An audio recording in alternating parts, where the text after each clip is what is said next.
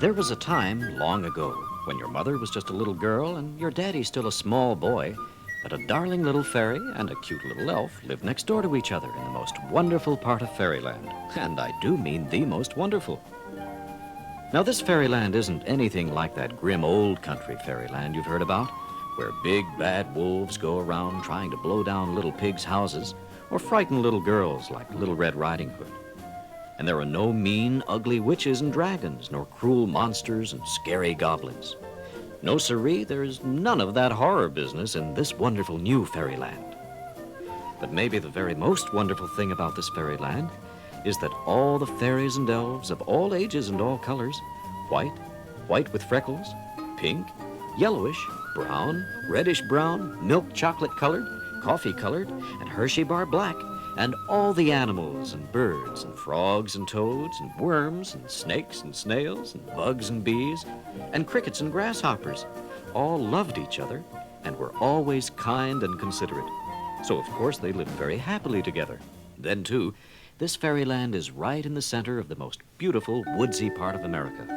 In fact, it's a solid forest of beautiful trees and vines and berry bushes and flowering shrubs, except for the grassy clearing in the middle where all the fairyland creatures have their stores and shops and things. But more about that later. Now, if you and I were standing in this clearing and we looked very carefully along the edge of the woods, we'd discover the secret path that winds through the forest. And we just have to find out where it goes, wouldn't we? So we'd follow its winding way through the dense forest, wondering where it would lead us. And suddenly, as we turn a sharp bend, we'd step down into the most charming spot you can possibly imagine. It's a sort of hidden glen surrounded by dense woods and a thick curtain of ferns. This is the spot the fairies and elves love the most, and I'm sure you'd choose this very spot yourself to sit and rest a while, right here under the big pine tree, where we can look down the sloping carpet of green, mossy grass, past the cluster of toadstools, and across the hidden glen to where the little stream comes gurgling and giggling through the woods into the pond that, it's just about the size of this room, but seems like a great big lake to all the fairyland creatures. Or maybe you'd want us to sit on the fallen log that sticks out into the pond only a frog's jump from where Freddie the Frog is sitting on his favorite lily pad, croak-chatting with Miss Seymour, the long-necked white crane, who, as usual, is taking an all-day-long feet, ankles, and shins bath. Well, why don't we just play like we're sitting on that old fallen log in the hidden glen and get on with the story of the darling little fairy and the cute little elf that live next door to each other here in the fairyland woods, okay? Now, when I say that they were both little, I mean that they were extra small, even for fairies and elves. In fact, when this little fairy was your age, she was only a half-inch tall, and the little elf was only 3/4 of an inch tall. That's why all the other fairies and elves and all their fairyland friends called this extra little fairy half-inch fairy. And for a while, they called the little elf 3/4 of an inch elf. But they soon found out that this was just too long a name. Can't you just imagine meeting him in the woods, and when he looked up at you and said, "Hello," you'd look down at the little fellow and have to say, "Hello, 3/4 of an inch elf." Oh, that name was just too much of a mouthful. So one day, all his many friends got together in front of the Stuff and Things department store, where all important fairyland meetings are held, and voted to call him just Wee Elf. Now, that was a much better name for him, don't you think? Now, on this particular day, Half-Inch Fairy and Wee Elf came down the secret path and sat together at the foot of the big pine tree just across the hidden glen from our fallen log sitting place.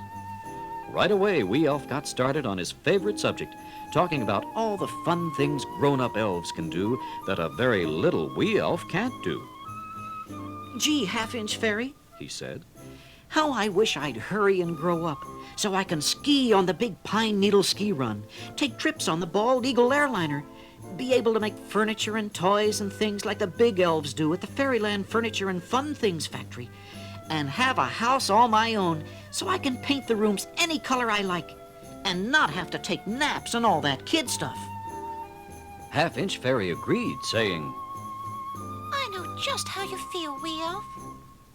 and Wee Elf continued, "You know, Sometimes I sit alone right here for hours and just watch my hands and arms and legs, but I've never seen myself grow, not even a teensy little bit.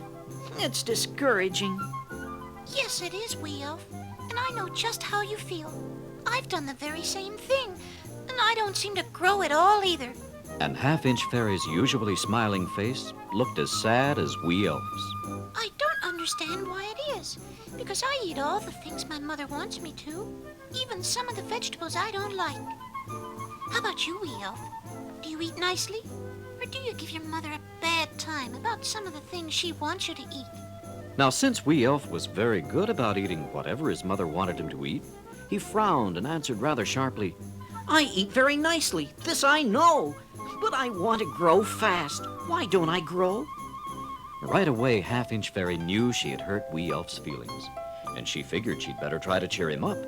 So she started singing the little poem Wee Elf had made up quite by accident. We eat very nicely, this we know, but we want to grow fast. What would make us grow? Well, Wee Elf just couldn't help smiling, and that, of course, changed him from being a frowny little creature back to being his best cheery elf self. Almost like magic, wasn't it?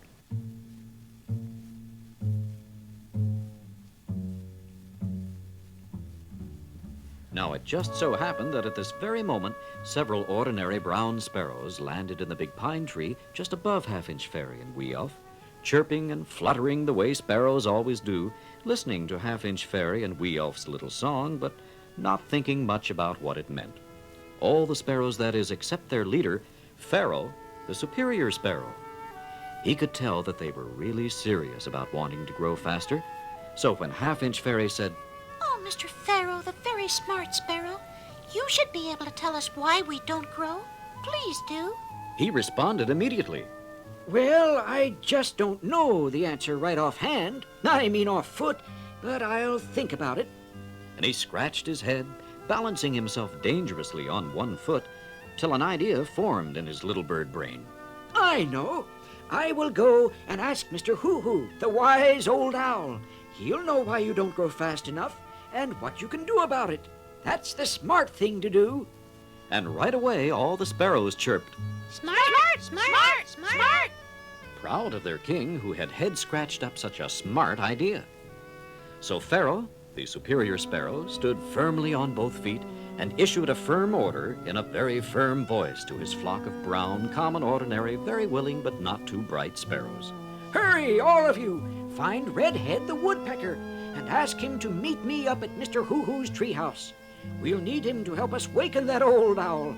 With the knocking it will take to awaken him at this hour of the day, we'd be a bunch of birds with badly bent beaks. But Redhead the woodpecker has a beak that's built for boring, so he's the boy to do our banging on Mr. Hoo-Hoo's door, right, fellows? Right. Chirped all the sparrows, and off they flew to find Redhead the woodpecker. And find him they did. Well, what's the trouble? Asked Redhead the woodpecker. You see, all woodpeckers stutter something awful because they spend most of their time jerking their heads back and forth real fast, driving their long, sharp beaks into even the hardest trees and posts, drilling holes in search of certain kinds of worms that live deep inside. It's no wonder they stutter, is it?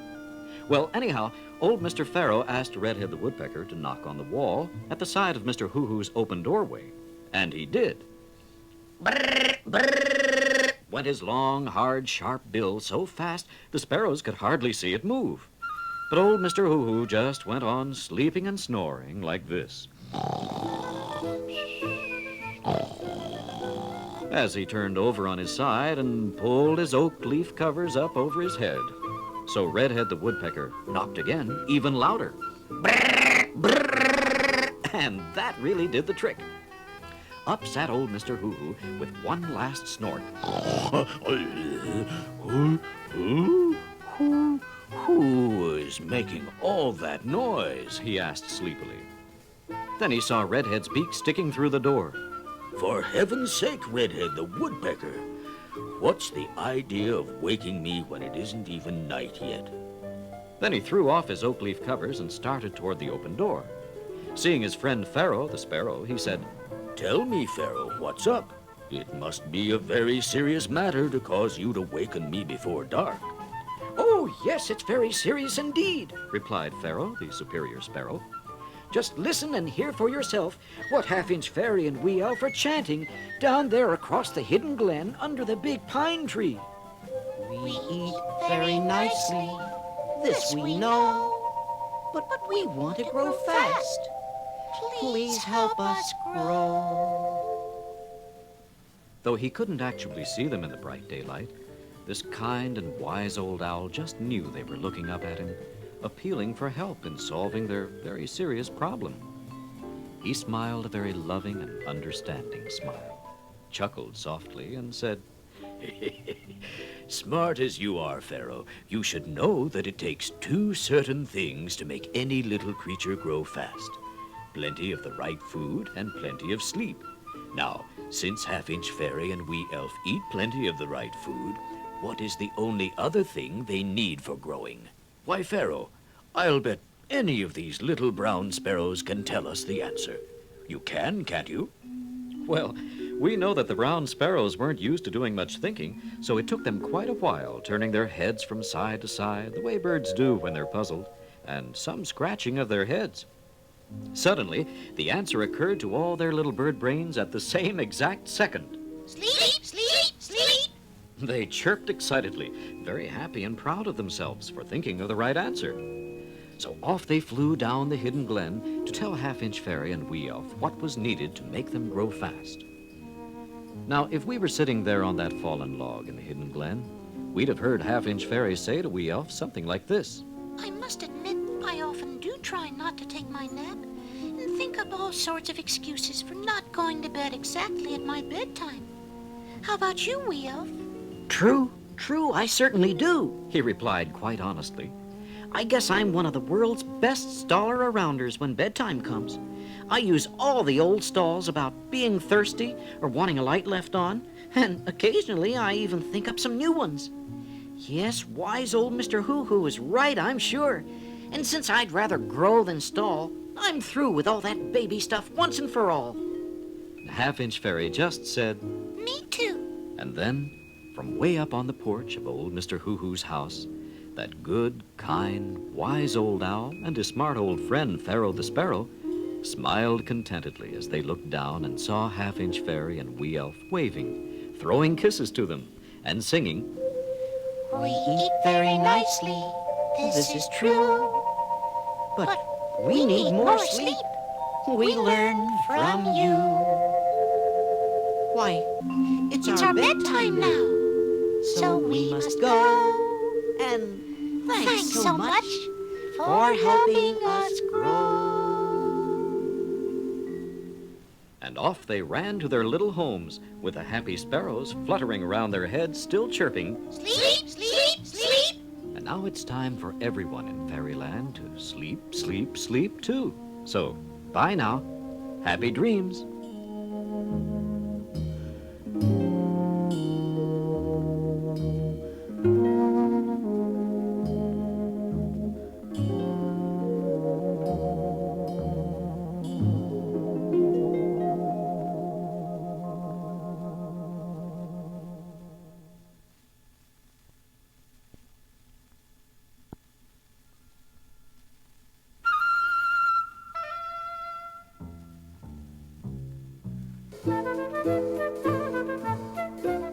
Well, let's get on with the story of our friends Half-Inch Fairy and Wee Elf. Now, they took the advice of Mr. Hoo-Hoo, the wise old owl, and started going to bed on time with absolutely no fiddly-diddling or stalling around. They were so anxious to grow fast that they really stuck to their just-like-magic motto of eat well, sleep well, grow well. And can you guess what happened almost before they knew it? That's right, you guessed it. They began to grow and grow so fast that it wasn't any time at all before they were completely grown up. I guess maybe their eat well, sleep well, grow well motto was sort of magic, because Half-Inch Fairy was suddenly as tall as your little finger, and Wee Elf had grown to be as tall as the next one to it. Wasn't that pretty good for a fairy that had been only a half-inch tall, and an elf that had been only 3/4 of an inch tall? Yes, it was indeed, and they were mighty happy about it. So suddenly, Half-Inch Fairy and Wee Elf Everyone still called them by these names, even though they had grown up. Found themselves big enough and old enough to get married. So Wee Elf said, Shall we get married? I love you. and Half-Inch Fairy replied, Oh, yes, let's do. I love you, too. and she continued, We'll have a big wedding right here in this beautiful little hidden glen, and we'll invite everyone in Fairyland. And you'll get me a solid gold wedding ring, won't you, Wee Elf? So then Wee Elf took that pretty little fairy in his arms, being careful not to crush her fragile wings, and made two promises which were very easy to make, but very difficult to keep, as we shall see. We'll send the wedding invitations today, and I promise you shall have a wedding ring of solid gold. Easily said, but not so easily done. But once a promise has been made, it just must be kept, mustn't it? That's why Wee Elf was a little shocked when Half-Inch Fairy suddenly changed from a starry-eyed, happy, loving little fairy into a not-so-happy, serious, and sort of worried little fairy person. We simply must send written wedding invitations, but how can we, when nobody in all Fairyland can write? Wee Elf just calmly replied, But it wouldn't do any good to send written invitations anyhow, because even if we did, nobody here could read them. He wasn't really very helpful, was he? And then he added, Oh, well, we'll just have to think of some clever, unusual way to send the wedding invitations. But his tone was not as confident as his words. And old Pharaoh, the superior sparrow, who had overheard the whole conversation from his perch in the big pine tree, scratched and scratched his head until he'd scratched up quite a good idea in his better-than-average little bird brain. So you need a clever, unusual idea, a cunning, foxy idea. So let's ask Foxy the Foxy Fox. He's just the one foxy enough to solve your problem. Shall I send my sparrows to find him? What a smart idea. Oh, yes, please do send for Foxy the Foxy Fox. Wee Elf felt better already, and so did Half-Inch Fairy. Smart! Smart! Smart! Chirped the sparrows merrily, proud as usual of the smartness of their king, Pharaoh, the superior sparrow. And fine Foxy they did, dozing in the sun by the entrance to his foxhole. Even with the sparrows all chirping at once, Foxy got the message and quickly started fox-trotting down to the hidden glen to join Half-Inch Fairy and Wee Elf, smiling his big, gleaming, white-teeth, toothpaste commercial smile, and sort of fox-barking to himself, Oh, boy, this sort of thing is right down my foxhole. which of course meant that this challenging problem was right down his alley and really appealed to his clever, foxy fox nature. Hello, Half-Inch Fairy and Wee Elf. Put your little fairy self and elf self minds at ease, and worry no more about the wedding invitations. Old Foxy the Foxy Fox is here, and the foxy solution is very near, so have no fear. Have no fear. And he laughed that big mouth, big white toothpaste ad smile of his as he continued his boasting. A very foxy idea will occur to my foxy fox brain before you can say, Art the artist. And then he did the strangest thing. He leaped high in the air and came down chasing his big red bushy tail and barking gleefully. Bow! That's it. Art the artist and his art class. That's the answer to our problem. Hurrah for you, you clever foxy fox. He praised himself as he spun round and round chasing his big bushy tail until he suddenly caught it and bit it quite hard with his long sharp teeth, so pleased with himself that he really didn't realize what he was doing. Oh, things like that are likely to happen when we get a little bit too enthusiastic about our own smartness, right? Ouch! I bit my own big bushy tail, He admitted sheepishly, and that red-faced fox got even redder in the face with embarrassment. Then Foxy the Foxy Fox pulled himself together, sat down on his big, bushy, bitten tail, and repeated more calmly, Yes, Art the artist and his art class can make the wedding invitations, and they'll be even more attractive than just ordinary written ones, see? Well, no, I can't say that I do.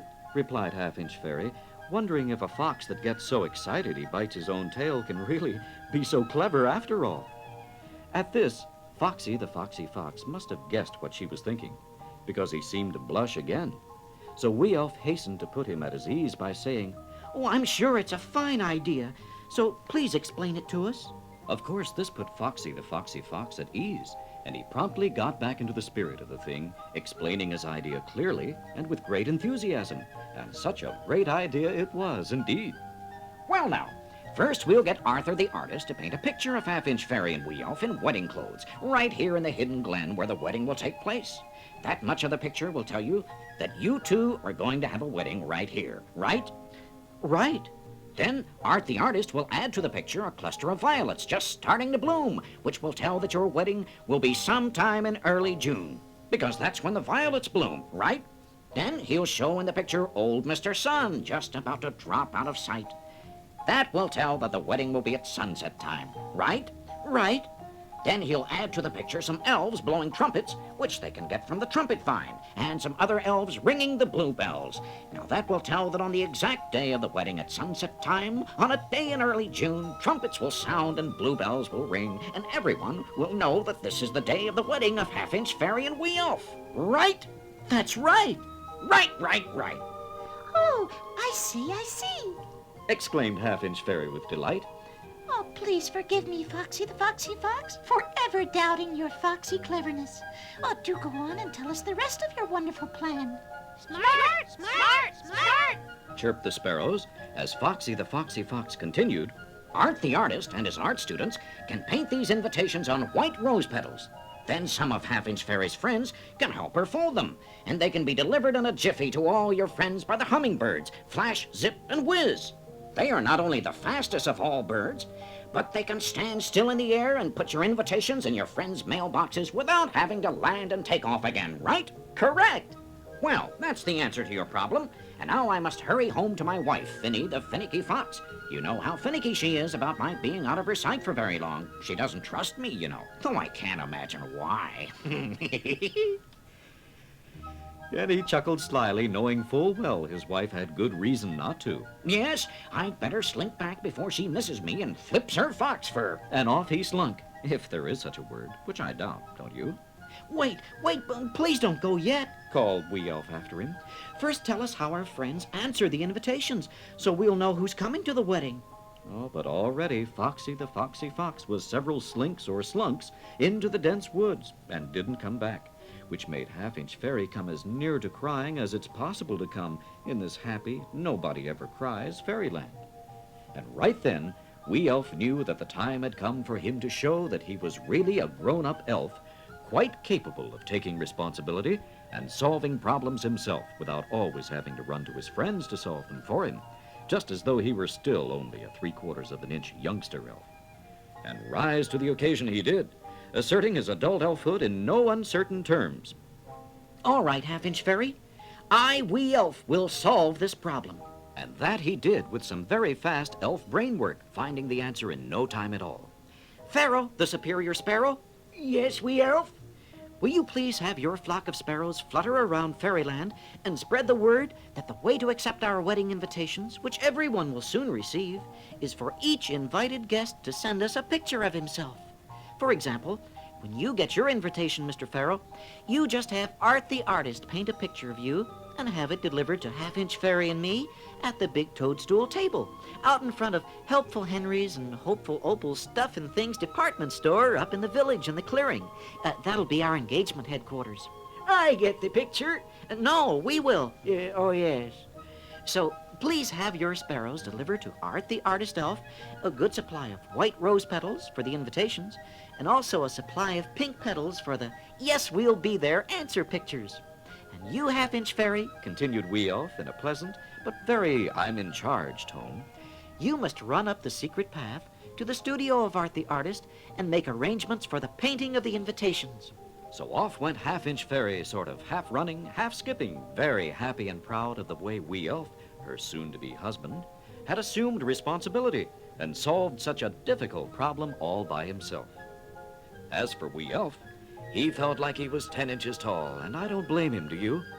Of course, we know that he was actually only as tall as your next to the littlest finger, which is about average for a grown-up adult elf.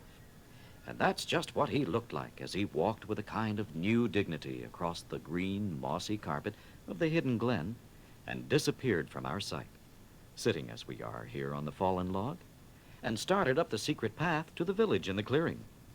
Yes, he certainly did have the look and bearing of a grown-up, full-fledged adult citizen of Fairyland. I say, hurrah for him, don't you? I hope he does as well in solving the problem of getting a solid gold wedding ring for Half-Inch Fairy, but that's another story for another time.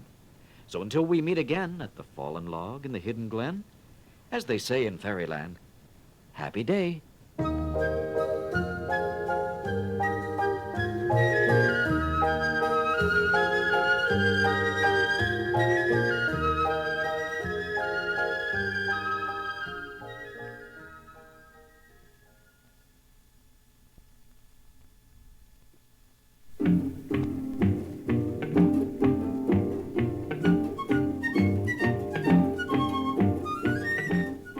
Well now, let's sit down together on the old fallen log in the hidden glen and see if Wee Elf is able to solve the problem of getting a solid gold wedding ring for his marriage to Half-Inch Fairy.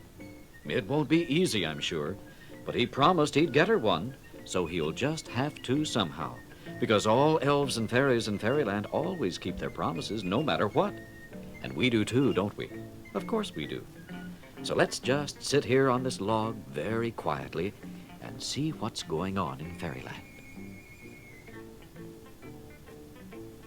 From all the activity over there across the mossy glen at the cluster of toadstools, and all those elves and fairies and animals and birds all lined up waiting their turns, well, there must be something unusual going on. I wonder what it is.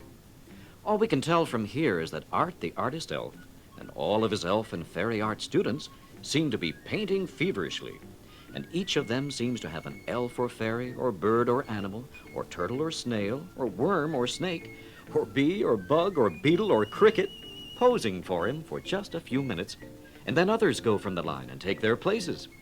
Oh, look, here comes Wee Elf down the secret path, headed straight across the hidden glen toward the crowd. Good morning. Oh, I see all of you received our wedding invitations, and now you're having Art the artist elf and his art students paint pictures of yourselves to send back to Half-Inch Fairy and me. That way, we know you'll attend our wedding. Oh, how can I ever thank you enough for solving the problem of the wedding invitations and the replies so beautifully? Oh, you're quite welcome, Wee Elf, Art the artist replied in his somewhat arty voice. We artists do this sort of thing rather easily, really. And he fastened a fresh rose petal on his easel and started the picture of the squirrel family, Merle, his wife Pearl, and their young son, Nutty the little squirrel. He'd better paint this picture very fast indeed, because you and I both know that no active, fidgety, squirmy little squirrel like Nutty can possibly sit perfectly still on a toadstool for more than a very few seconds. Uh-oh. Already he's taken a nut out of his mouth and is cracking it, much to the annoyance of Art the artist elf. And just listen to the scolding his mother, Pearl the squirrel, is giving him. Nutty, you must not crack nuts while we are having our picture painted. She chattered so fast that she said must nut when she meant must not, which shows how shook up she was. Of course, Wee Elf laughed just as the whole crowd did, but suddenly he remembered the promise he made that he would get a solid gold wedding ring for Half-Inch Fairy. Oh, Jiminy, I just remembered something very important. Something very, very important. And across the mossy glen he ran lickety-split, right straight for the opening in the ferns, and up the secret path that winds through the woods to the village in the clearing, and straight to the Stuff and Things department store run by Mr. Helpful Henry, the storekeeper elf, and his wife, Hopeful Opal. Well, kind old Helpful Henry said to Wee Elf, I think I can guess what it is you're wanting. A wedding ring. Am I right, Wee Elf? Oh, yes, Mr. Helpful Henry. You are right, all right, all right. I do want a wedding ring for Half-Inch Fairy. Please show me what you have. Of course. Just come with me to the jewelry department, and I'll be showing you the finest rings in all Fairyland. Every one is handmade by Can-Can, the tinsmith elf, the finest metal worker in all Fairyland. And sure enough, out he brought from a showcase a big tray full of shiny rings of all sizes and description, so beautiful that it was hard to believe that they had been made just from tin cans carelessly thrown in the little stream or in the forest by thoughtless picnickers from People-Land. We certainly would never do such a thing, would we? Of course not. I ask you, Wee Elf, is this a lovely wedding ring, Or am I as blind as old Mr. Hoo-Hoo the Owl is in the daytime? Said Mr. Helpful Henry, taking an especially pretty little ring from the tray. This one is called the happiness ring because it has a very special feature that keeps a wedded couple extra happy all their lives. Now, see those several little hollowed-out holes on the top side? Well, you see, what you do is to place in these little cup-like holes each morning fresh dewdrops, which will sparkle like diamonds, just like they do on the trees and grass each morning at sunrise. What diamonds could be more beautiful? And happiness is absolutely guaranteed. Oh, how do you know, Mr. Helpful Henry, that this kind of wedding ring will bring certain happiness? Oh, I'm not doubting your word, but how do you know for sure? Well, you see, wee elf, I know for sure, because I gave this very kind to Hopeful Opal when we were married, and it has kept her just like a bride all these many years. And that makes us extra happy every day. You see, it works like this. Every morning, I get up at sunrise and take the wedding ring outdoors to find fresh, new diamond dewdrops for it. Well, as you know, at that time of day, the world is lovely. The beautiful painted clouds, the first shafts of golden sunlight shining on the fresh green trees and grass, and everything glistening with millions of flashing, sparkling diamond dewdrops. And everything smells so fresh and clean. And the only noises are the birds making sweet, just waking up sounds. The whole world seems so good and new and lovely that it puts me in a good and new and lovely mood too. So feeling like a young bridegroom, I choose the brightest, most sparkling and brilliant of the dewdrop jewels and fit them into the wedding ring of my bride, Hopeful Opal. Then I take it in and put it on her finger and kiss her just as I did on our wedding day many years ago. And would you believe it, wee elf? She looks to me just as lovely as she did that day, and her eyes are just as full of love and happiness. That's why we call this model the happiness wedding ring. Do you understand? Or are you too young to see the magic of it and why it is guaranteed to bring happiness for sure? Oh, yes, it is a very nice ring, Mr. Helpful Henry, but I promised Half-Inch Fairy a solid gold one and no other kind. Don't you have just one little golden wedding ring in this whole big stuff and things department store? Well, now, let's ask my wife if she knows of any gold anywhere here in Fairyland. You know, sometimes wives know things we don't know or remember. So he called to her. Oh, my dear wife, Hopeful Opal, come here, please, and tell us, is there anyone in Fairyland who has a little gold stashed away, enough for a gold wedding ring? Well, now, let's see. And she thought for a moment. No, I'm afraid not, but that shouldn't make us give up hope. Perhaps there's another way to get some gold. Oh, yes, I have an idea that just might produce some gold. Oh, tell us quickly what the idea is, Begged Wee Elf excitedly. Yes, for heaven's sake, Hopeful Opal. Don't just stand there hoping. Tell us what it is so we can try it. Hoping is fine, but it is no good without action, Urged Helpful Henry. Well, She began quietly with that sweet, knowing smile of hers that always gave everyone confidence and hope. you remember the time long ago when we were very young, back in the old country fairyland? remember the goose that laid the golden egg, remember? That's all she needed to say. Smart old Mr. Helpful Henry grabbed the idea like a duck on a June bug and was already smiling his eager-for-action smile and rubbing his hands together, as he always did when anticipating something pleasant. As Hopeful Opal continued, Do you suppose that our own Gertrude the Goose, right here in our modern-day fairyland, could lay a golden egg like that goose did long ago in the old country? What a wonderful idea, Hopeful Opal. Maybe Gertrude the Goose can do it. Maybe she can. Why, look outside. Here comes her husband now. Let's ask him what he thinks. sure enough, Guzzler the Goose was waddling his way toward them. Pretty good timing, wasn't it? But that's the way things happen in Fairyland. Well, Helpful Henry went to the door and shouted, Hey, Guzzler the Goose. Do you think your wife, Gertrude, could lay a solid golden egg for making a gold wedding ring for the wedding of Half-Inch Fairy and the Elf? Now, though Guzzler the Goose was still several waddles away, he heard the question perfectly well, but simply didn't choose to answer until he had jumped up on top of the big toadstool table, where all the fairies and elves and animals and birds and all the other little fairyland creatures who began gathering around could see and hear him. Then he sort of cleared his goose throat importantly, puffed out his chest like this, pulled back his head like this, crossed one wing over his chest like this, and spoke to the crowd like this. My fine feathered friends, and all my fur-covered fine friends, and all my fine friends without feathers or fur, and all my fine fellow fairylanders, in a time of crisis such as this, no hasty action should be taken.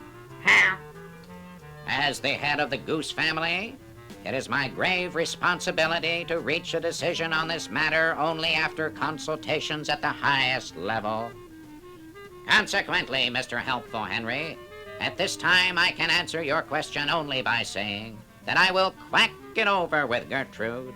I will confer with wise old Mr. Hoo-Hoo the Owl tonight, and tomorrow I will render my official decision from this rostrum. And now to you all, happy day. And down to the ground he dropped and went goose-waddling away, looking very important and official.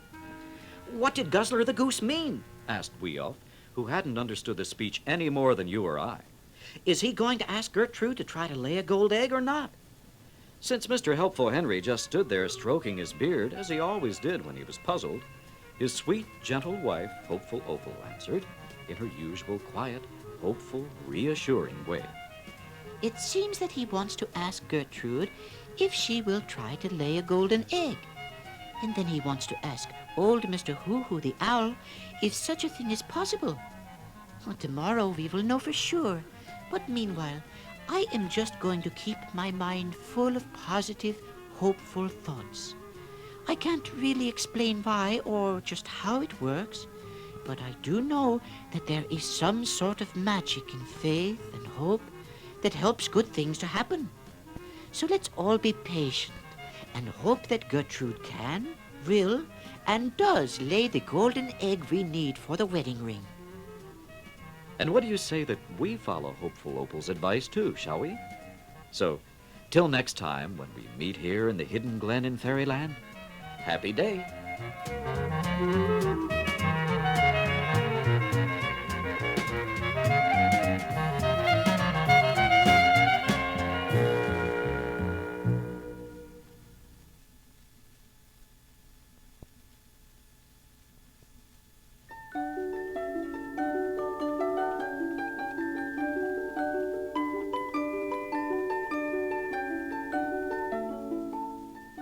Well, here we are again at the old fallen log in the hidden glen. But instead of sitting down, we'd better go up the secret path that winds its way through the forest to the clearing. Because today is the day Guzzler the Goose is going to tell all the Fairylanders what the prospects are of his wife, Gertrude the Goose, laying a golden egg for making a solid gold wedding ring for the wedding of Wee Elf and Half-Inch Fairy. So let's sit quietly on the grass just inside the clearing. I guess we're a little late because Guzzler the Goose seems to be finishing his speech. And so, my fine feathered friends, my fine fur-covered friends, and all my fine friends without feathers or fur, and all my fine fellow Fairylanders, I conclude my address by informing you that my wife and I have quacked it over and decided that she will endeavor to produce a golden egg as a demonstration of the Goose family's dedication to community service and its loyalty to Fairyland. And now, I wish to introduce the wise old Mr. Hoo-Hoo the Owl, who has generously agreed to serve as scientific advisor for Operation Lay a Gold Egg. So now Hoo-Hoo will tell you all what's what. Ladies and gentlemen, began old Mr. Hoo-Hoo, what we must do is all work together to get Gertrude the goose in a gold egg-laying mood. To do this, we must be very scientific. First, we must know how to get the idea into her mind. So I'll tell you all about that. Now, her goose mind, or your mind, or my mind, or anybody's mind, is reached through one or more of the 5 senses, which are feeling, tasting, smelling, seeing, and hearing. Now, what we must do is fix it so that what Gertrude feels, tastes, smells, sees, and hears gets all of her senses sending messages to her brain about gold, gold, gold, until her mind is so chock full of thoughts of gold that her egg-laying machinery will just naturally have to respond and lay an egg of gold. Now, it's up to you to think of exactly how to appeal to each of those 5 senses. So, happy day! And off he flew to his owl house to catch up on his sleep, leaving the actual doing of the job to the citizens of Fairyland. Well, old Mr. Hoo-Hoo had no more than taken off when all the fairies and elves and animals and birds started talking all at once. What a lot of noise, too. Frog croaks, fox barks, squirrel chatter, squeaks and squawks and chirps, and wing flapping. Everyone was talking, no one was listening, and absolutely nothing was being done to actually get started with the job at hand. Fortunately, smart old Mr. Helpful Henry, the storekeeper elf, soon realized this and got the crowd quieted down by having Stomper the rabbit hop up on the big toadstool table and stomp real hard for attention. Then Mr. Helpful Henry said to them all, Please, friends, all this talk will get us nowhere. We must proceed in an orderly manner. Now, let's start with the sense of feeling. What can we do to make whatever Gertrude touches remind her of gold? Who has got an idea about that? The Fox family does, quickly barked Finny, the finicky fox. Already my husband, Foxy the Foxy Fox, has brought some golden straw from a farm in Peopleland. Oh, what could appeal to Gertrude's sense of feeling more than to be sitting on a nest of beautiful golden straw? And sure enough, here was Foxy with a load of golden straw, ideal for making a gold egg-laying nest. But where should the nest be built? Asked Wee Elf, anxious to get the project really underway. Why not build it right here on top of the toadstool table? Suggested Mother Rabbit. This should help lift Gertrude's mind above the regular workaday routine of her usual wife and mother duties. I'll take care of her 10 gaga goslings right under the toadstool, along with my own 10 bunny rabbits. So Finny the finicky fox built this very special nest of golden straw right up on the toadstool table in front of the Stuff and Things department store. And Gertrude said it felt marvelous as she settled down on it with a sort of embarrassed little goose smile. Now, what else would Gertrude be feeling or touching during this gold egg-laying project? Asked Mr. Helpful Henry. I know, Chattered Nutty the little squirrel. When we feed her up there, she will be scooping up her food as she always does, so she should have a golden plate. And off he scurried up a tree with his mother, Pearl the squirrel, and his father, Merle the squirrel, right behind him, chattering approvingly. And back they came in just a few minutes, and guess what they placed right in front of Gertrude to use as a plate? A beautiful golden maple leaf, the largest and most perfectly gold-colored leaf in the squirrel family's collection, which was their family hobby and most prized possession. Good for Nutty, cheered all his friends, and so do we, don't we? Well, so far, so good, Said Mr. Helpful Henry, stroking his beard and thinking out loud. Now we better do something about Gertrude's senses of tasting and smelling. Who has some good ideas about this? But he really needn't have asked, because here came Manny the monkey with his arms loaded with beautiful golden ears of golden bantam corn. And he served the luscious golden kernels to Gertrude on the shiny golden autumn leaf. It felt very good to her golden beak as she scooped it up from the golden plate and guzzled it down. Certainly, all this should put Gertrude in the mood to lay a golden egg. Please do hurry, Begged Wee Elf, and everyone crowded around urging her to do it, but somehow she just couldn't. Gertrude was a very shy, humble goose, and the crowd staring and urging made her very embarrassed and uncomfortable. Good gracious. It's hard enough to lay just an ordinary goose egg, much less an egg of solid gold. This crowd makes me so nervous. I'm getting goose pimples.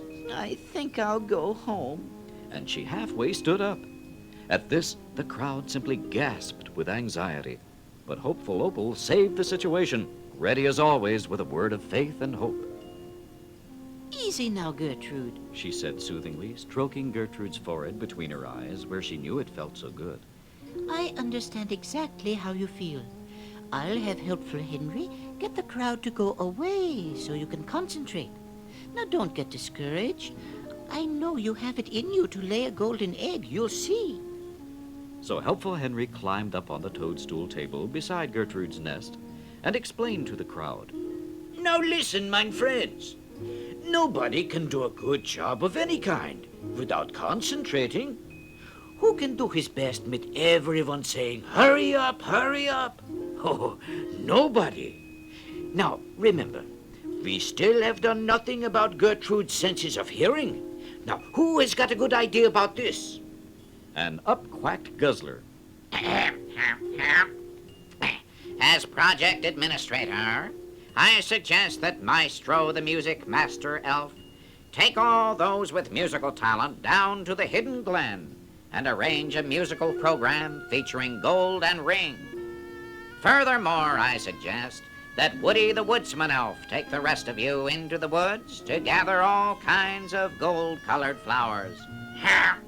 Then, under the supervision of Arthur the artist's artistic direction, all the fairies can make them into golden bouquets and arrange them so that Gertrude can see only their golden blossoms as far as she can see in any direction.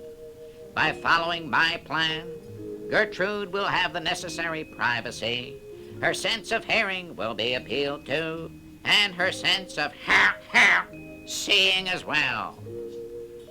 Well, the plan was such a good one that in a flash, the crowd was gone, leaving only hopeful Opal stroking Gertrude's forehead, and Mother Rabbit down on the ground below babysitting with the 10 little Gaga goslings who were getting along fine with the 10 little bunny rabbits. So Gertrude calmed down, got over her goose pimples, and really got down to concentrating on laying a golden egg. In fact, with the crowd gone and the soothing effect of hopeful Opal's stroking of her forehead, Gertrude slipped into a sort of peaceful, dozy daze. For how long, it's hard to say. Anyhow, when she opened her eyes, all she could see in every direction was an ocean of golden bouquets which the fairies and elves had banked all around the big toadstool table, clear up to the porch of the Stuff and Things department store. And now from that porch, Maestro, the music master elf, began the musical program to appeal to Gertrude's sense of hearing, with every part of it having to do with either gold or ring. It began with a duet sung by the music master himself and his pretty milk chocolate-colored wife, Candy. Accompanied by Gary Caruso Canary and Laurie the Lark, they sang, "Oh, them golden slippers, oh, them golden slippers," so beautifully in their rich, mellow voices, while everyone clapped hands, wings, and paws in time with the rhythm. Finally, after the musical program was over, every one of Gertrude's senses had been appealed to: feeling, smelling, tasting, seeing, and hearing. Surely now that we have completed the project so scientifically, Gertrude will lay the golden egg, remarked helpful Henry. Look, she is standing up. And sure enough she was, but she looked anything but successful and pleased. In fact, 2 big goose tears ran down her long goose beak as she stood up and said sadly, I just can't lay a golden egg. My husband Guzzler is lonesome for me, and all our little Gaga goslings are tired of eating nothing but the salads Mother Rabbit has been feeding them. And it's too hot for them under her heavy rabbit fur with all her 10 bunny rabbits. We all want to go back to our normal goose home life. I'm sorry I failed. But before she could leave her golden nest, Wee Elf wrapped his little arms around her long neck and pleaded, Oh, please, Gertrude, Please, please don't give up. If you do, I'll have no gold wedding ring for Half-Inch Fairy. Our wedding will be a flop, and Half-Inch Fairy might even cry. Wouldn't that be terrible? And he came as close to crying as anyone in Fairyland can. Now, the thought of Half-Inch Fairy crying was just too much for this golden-hearted Gertrude, so back she settled on the nest of golden straw for one more try. Hopeful Opal helped her with her cheery smile and calm assurance. I just know you have it in you to lay a beautiful golden egg if we are all patient for just a little longer. Then suddenly, Gertrude heard the strangest sound, a sort of stomp, stomp, stomp, coming from under the big toadstool table. So stretching her long goose neck, she looked down, and guess what she saw and heard? There was Mother Rabbit filling a bowl with some of the golden kernels of the golden bantam corn Manny the monkey had brought for Gertrude's supper. And there was her husband, Stomper the rabbit, stomping it with his strong hind stomping foot until it was no longer just a bowl full of corn kernels, but a bowl of crispy, tasty cornflakes. Then Mother Rabbit called Guzzler the goose and the 10 little Gaga goslings and said to them, This is a special treat for you. I know you're tired of salads, so you, Guzzler, guzzle these luscious cornflakes, and you little Gagas gizzle them to your little heart's content. Now, when Guzzler tasted those delicious cornflakes, he just couldn't help making some big, happy goose noises. And when the 10 little goslings tasted them, they just couldn't help making some little happy gosling noises. And when Gertrude saw her husband and children guzzling and gizzling so happily, suddenly she felt a wave of joy and well-being sweep through her and mix with the love she had in her heart for all her Fairyland friends. Immediately, like magic, everything around her seemed really golden.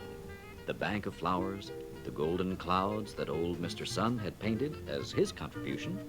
Yes, the whole world seemed golden and wonderful. The music sounded beautiful and inspiring, and suddenly, from the tip of her golden beak to the tips of her golden webbed feet, she felt gay and happy for the first time since the start of this gold egg-laying project.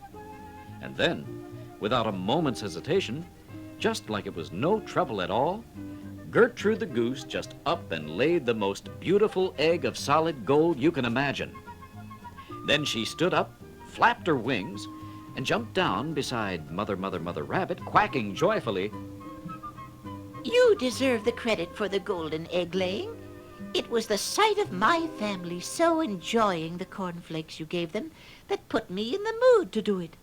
Oh, thank you so much for your thoughtfulness. Oh, corn shucks, Replied Mother modestly. it was only common sense to know that no mother could get in a golden mood unless her husband and babies were happy. Come on, my dear husband, Stomper, and all my bunny rabbits, let's hop along home. Happy day, everyone! And off to their home they hopped. Well, naturally, Wee Elf was tickled to death with the wonderful golden egg, and all Fairyland was delighted and proud of the part each had played in accomplishing this great thing. But it really took wise old Mr. Hoo-Hoo the Owl to explain just how it had been done. My friends, you did a fine scientific job of appealing to Gertrude's 5 senses as I suggested. Feeling, seeing, smelling, tasting, and hearing. But before we praise ourselves too much for our science and skill, there is some golden truth we shouldn't overlook. Let's remember that it was only Gertrude's love for Wee Elf and Half-Inch Fairy, and the hope and faith expressed by Hopeful, which kept her from giving up in despair. Then, when we had used all our science and skill, the golden sights, the golden sounds, and all the rest, it just wouldn't work until Mother Rabbit added some thoughtfulness and plain common sense to the situation. So you see, all our smartness and science wouldn't really have meant a thing without faith, thoughtfulness, common sense, and love. And the greatest magic of all is love. Yes, it was really love in several forms which performed the magic, which produced the golden egg, wasn't it? What a wise old owl. But now by this time, old Mr. Sun was almost down the stairs and just about ready to turn off the lights and end this exciting day, as Guzzler the goose and Gertrude, his wife, and all their 10 little gaga goslings went waddling happily home. And all the fairies and elves and birds and animals and all the other little fairyland creatures walked or flew or hopped or crawled happily to their little homes. And so, until we meet again with our friends in that wonderful fairyland, as the elves and fairies say, happy day.